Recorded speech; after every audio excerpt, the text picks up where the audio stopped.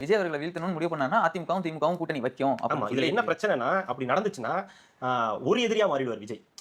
ஒட்டுமொத்தத்துக்கும் ஒரே திமுக அதிமுக ஒண்ணா இணைஞ்சிடறாங்க. விஜய் தான் எதிரி ஆயிடுவார். அப்போ இந்த கேமே முடிஞ்சிருச்சு. எது ஏடிஎம்கே டிஎம்கே கேமே முடிஞ்சிரும். ஓகேங்களா? அப்போ விஜய் எதிரி ஆயிடுவாரு. டிஎம்கே ஆர் ஏடிஎம்கே யாராவது ஒருத்தர் தான் இருக்க முடியும். அப்ப யாராவது ஒரு பார்ட்டியை நீங்க வந்து கை கழுவியே ஆகணும். சோ அது ஒரு பிரச்சனையா வந்து நிக்கும். ரெண்டாவது இவங்க சேர்ந்தாங்கன்னா கூட யாரு முதலமைச்சர்? முக ஸ்டாலின் தோத்துட்டாரு.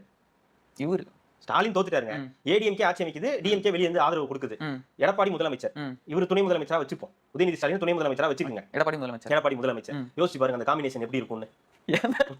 அந்த காம்பினேஷன் இந்த பாத்தீங்களா அதோ பாத்தீங்களா அந்த காம்பினேஷன். இந்த காம்பினேஷனுக்கு அப்புறம் அவங்க ரெண்டு பேரும் சட்டசபையில இருக்கணும், இந்த விஷயங்களை பேசணும். சரி, மத்தபடி இது ஓகே, சட்டசபையில இதை செய்யறோம் அதை செய்யறோம்னு சொல்றதெல்லாம் இருக்கட்டும். வணக்கம் சொல்லணும், கட்டி பிடிக்கலாம் சொல்லிப்பாங்க, சிரிச்சுப்பாங்க, அரசியல்வாதிகளால முடியும். அந்த பேச்சுக்குள்ளார போல முடிச்சதுக்கு அப்புறம் ஏதாவது ஒரு டெண்டர் வரும், இதை எங்களுக்கு கொடு அப்படின்னுவாங்க.